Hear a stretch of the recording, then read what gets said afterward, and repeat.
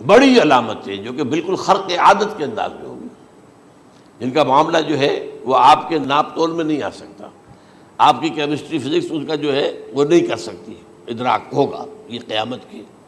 ان میں نمبر ایک کیا ہے؟ ایک بہت بڑا دھواں آئے گا، پوری دنیا کو لپیٹے گا۔ نمبر دو، دجال کا ظہور ہوگا، جو اپنی خدائی کا دعویٰ لے کر آئے گا اور بنوائے گا۔ اس کے ہاتھ میں ہو جائیں گے، قبضے میں ہو جائیں گے سارے ذرائع پیداوار کے۔ اس کی طرف بھی پہلا قدم اٹھ چکا ہو، ٹرپس کے نام سے معاہدہ ہو چکا ہے۔ کوئی ملک اپنا بیج پیدا نہیں کر سکتا، یہ بیج ہم نے ڈیولپ کیے ہیں۔ ان کے ڈیولپمنٹ سے پہلے تم ایک ایکڑ سے کتنی گندم لیتے تھے، آج کتنی لے رہے ہو؟ کس بنا پر؟ جینیٹکس کا جو کام ہم نے کیا ہے اس کی بنا پر ہو رہا۔ ہاں تو ہمارا حق ہے، اس کی رائلٹی ہمارے پاس آنی چاہیے۔ لہذا صرف ان اداروں سے، ملٹی نیشنل سے خریدا جائے گا بیج، اور بیج بھی وہ دیں گے وہ کہ جس سے جو فصل اگے گی وہ بیج نہیں لا سکتی، وہ بیج کا کام نہیں کر سکتی۔ جیسے آپ کو معلوم ہے کہ آپ کے ہاں جو گوشت کھایا جاتا ہے مرغے کا، تو مرغا وہ جو ہے اس میں مرغا ہو یا مرغی ہو، اس کے اندر کوئی وہ کیفیت ہی نہیں ہے۔ ان کے انڈے جو ہے ان سے آپ بچے حاصل نہیں کر سکتے، ہے تو انڈا، دیکھنے کو تو انڈا ہے، لیکن وہ بنڈا جو ہے اس سے بچہ تو نہیں حاصل کر سکتے۔ ایسے ہی وہ گندم کا بیج دیں گے، نظر آئے گی گندم، لیکن اس کے اندر وہ صلاحیت نہیں ہے کہ اس سے جو فصل اگے گی اس کا نتیجہ جو ہے وہ بھی آپ لے سکیں۔ یہ ہونا ہے، اللہ جانے، قدم اٹھ رہے ہیں ادھر۔ پھر یہ ہے کہ دابۃ الارض، زمین سے ایک حیوان نمودار ہوگا، زمین شق ہوگی۔ ابھی میں کہہ رہا ہوں خرق عادت ہے، یہ چیزیں وہ نہیں ہیں جو ہماری کسی حساب کتاب میں جو باتیں پہلے آئی ہیں وہ تو حساب کتاب میں آ رہی ہیں، ساری سمجھ میں آ رہی ہیں، ساری چیزیں مشاہدہ ان کا ہو رہا ہے۔ لیکن یہ ہے کہ دابۃ الارض، یہ کہتے ہیں کہ کوہ صفا، اس میں تو نہیں ہے حدیث میں، کوہ صفا پھٹے گا اور اس میں سے ایک حیوان دابہ وہ ظاہر ہوگا، تو اسی لیے فرمایا ہے وَإِذَا وَقَعَ الْقَوْلُ عَلَيْهِمْ أَخْرَجْنَا لَهُمْ دَابَّةً مِّنَ الْأَرْضِ تُكَلِّمُهُمْ، تو ہم اندر سے پیٹ کے چیر کر زمین کے پیٹ کو ایک حیوان کو برآمد کریں گے جو انسانوں سے بات کرے گا، گفتگو کرے گا۔ نمبر 4، طلوع الشمس من المغرب، یہ بھی خرق عادت۔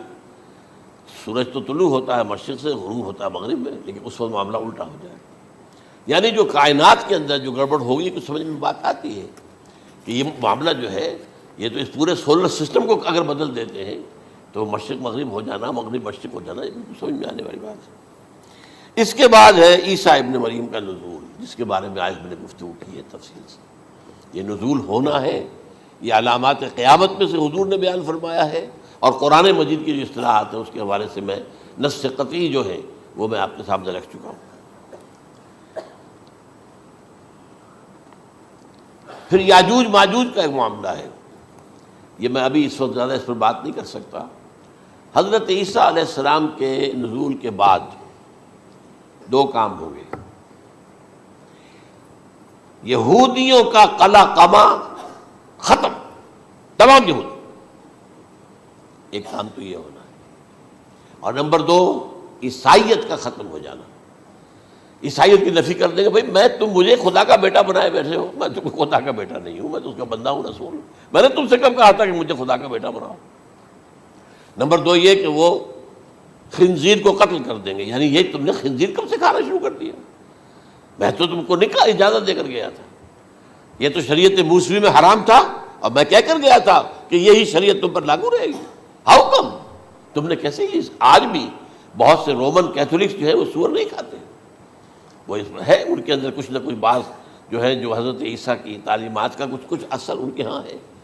میں تو ایک مرتبہ، یہ 1971 کی بات ہے، 4-5 دن کے لیے برسلز میں رکا تھا، اس لیے کہ وہاں مجھے ایک صاحب نے خط لکھا تھا کہ وہاں ایک نوجوان ہے، ابھی اس ایمان لایا ہے، اور اس کے کچھ مسائل ہیں، ہم کوشش کر رہے ہیں ان کے مسائل حل کریں، آپ بھی جا رہے ہیں۔ میں انگلینڈ جا رہا تھا تو واپسی پر آپ ان کے یہاں چند دن ٹھہرے، میں حیران ہوا۔ ویسے اس نے مجھے اپنے گھر ٹھہرایا نہیں، اس لیے کہ ماں باپ تو اس کے کرسچن تھے، اور پولیس کا چیف آفیسر اس کا باپ تھا، چیف آف پولیس فورس۔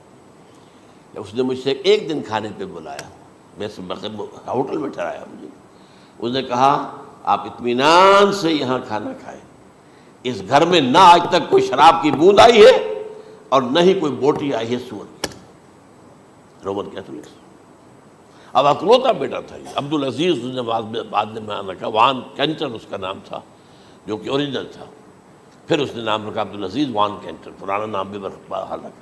نہایت نیک، نہایت خوبصورت، 28 سال کی عمر تھی، اور اس وقت میں نے دیکھا تھا کہ اس کی فقہی معلومات جو ہے میری معلومات سے 10 گنا زیادہ۔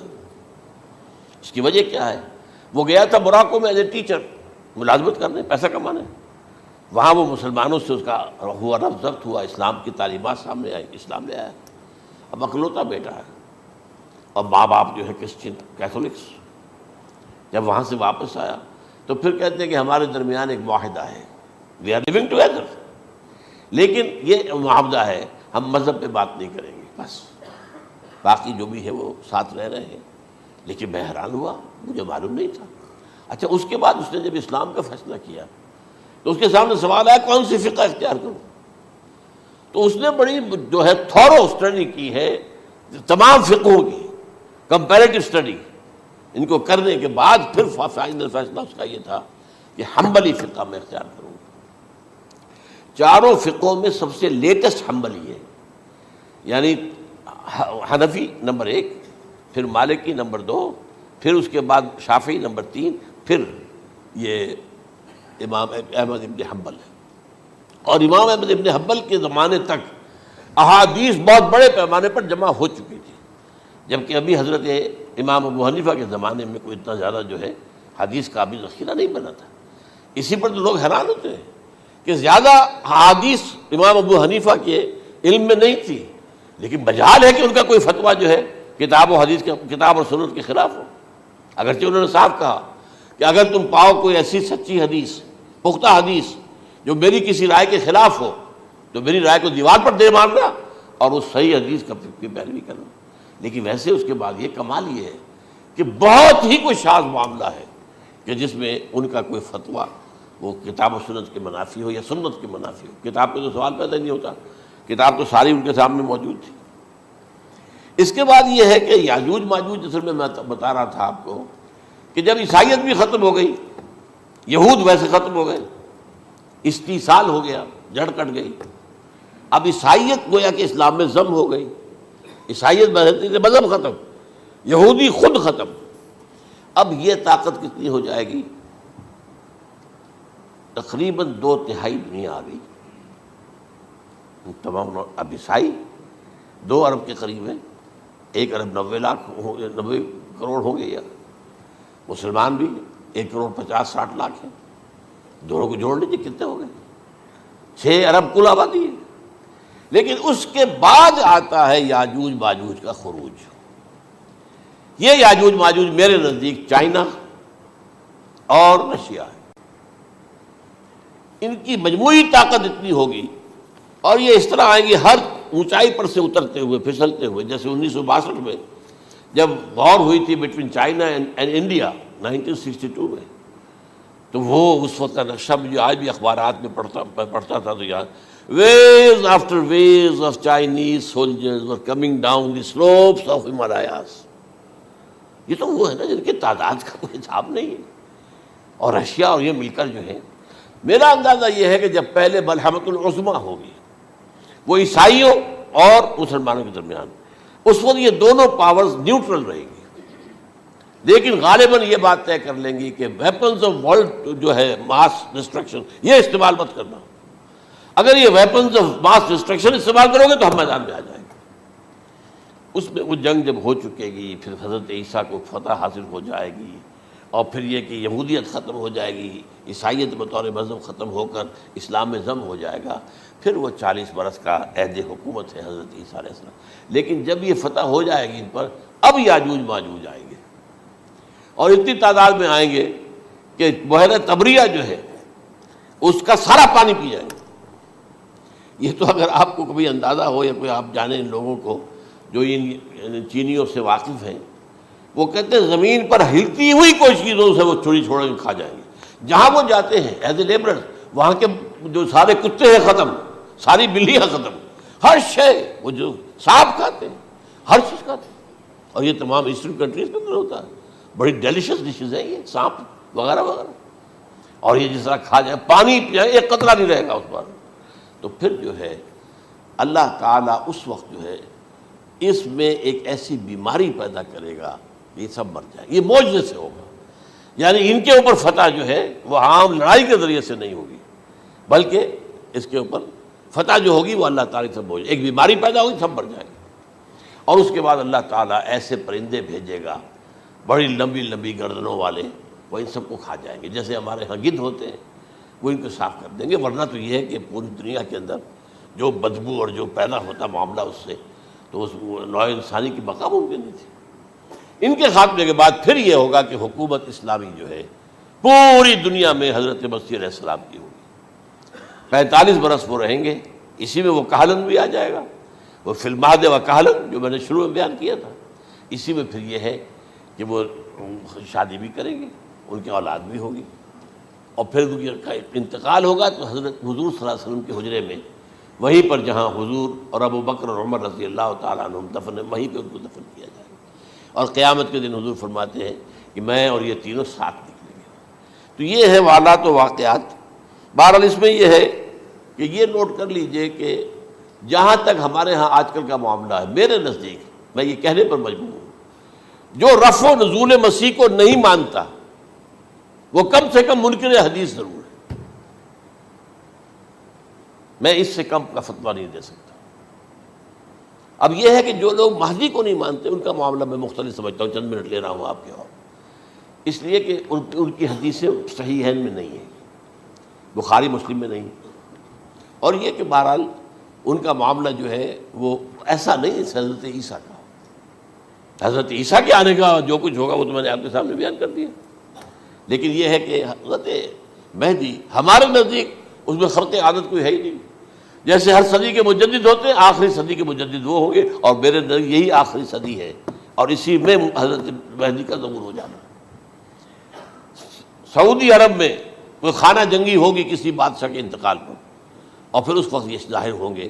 اس وقت ملک کے حالات کو سنبھالنے کے لیے لوگ ان کو زبردستی نکالیں گے، چھپے ہوئے ہوں گے ایک گھر میں.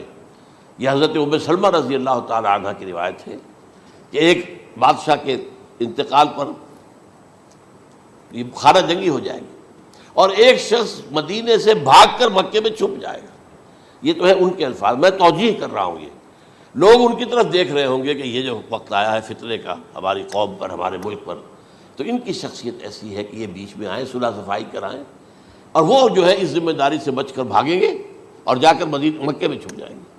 پھر لوگ انہیں تلاش کر کے نکالیں گے اور زبردستی ان کے ہاتھ پر بیعت کریں گے، ورنہ وہ اتنے بڑے منصب کو. اور پھر یہ بھی ہے، ایک حدیث میں آتا ہے یصلحو فی لیلۃ واحدہ، ایک رات میں ان کی مکمل اصلاح کر دیں گے.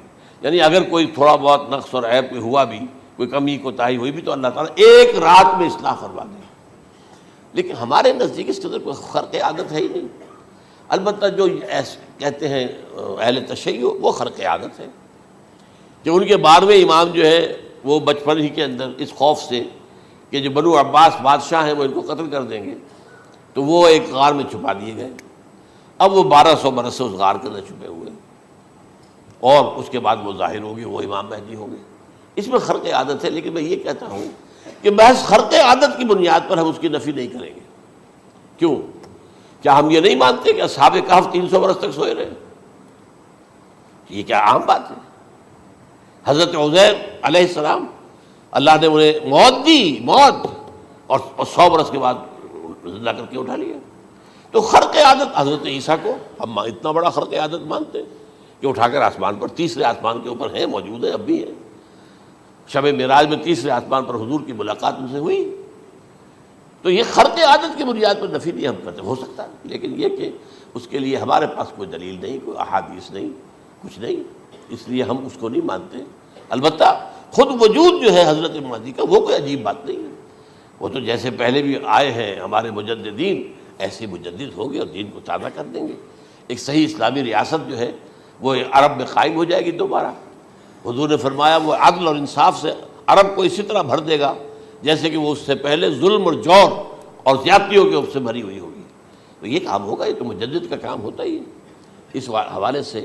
لیکن بہرحال میں نے پھر بھی کہا کہ اگر احادیث کی کمزوری کی وجہ سے کہ صحیح عین میں نہیں ہے، اگر کوئی شخص انکار کرے تو مجھے کوئی اعتراض نہیں ہے، ٹھیک ہے، لیکن جو حضرت عیسیٰ کے نفع سماوی اور حضرت عیسیٰ کے نزول کا انکار کرتا ہے وہ کم سے کم، میں انہیں اور آگے کوئی فتویٰ نہیں دیتا کہ وہ کافر ہو گئے یا یہ ہو گیا یا وہ ہو گیا، لیکن منکر حدیث کے لائن میں تو وہ لازماً کھڑے ہو گئے۔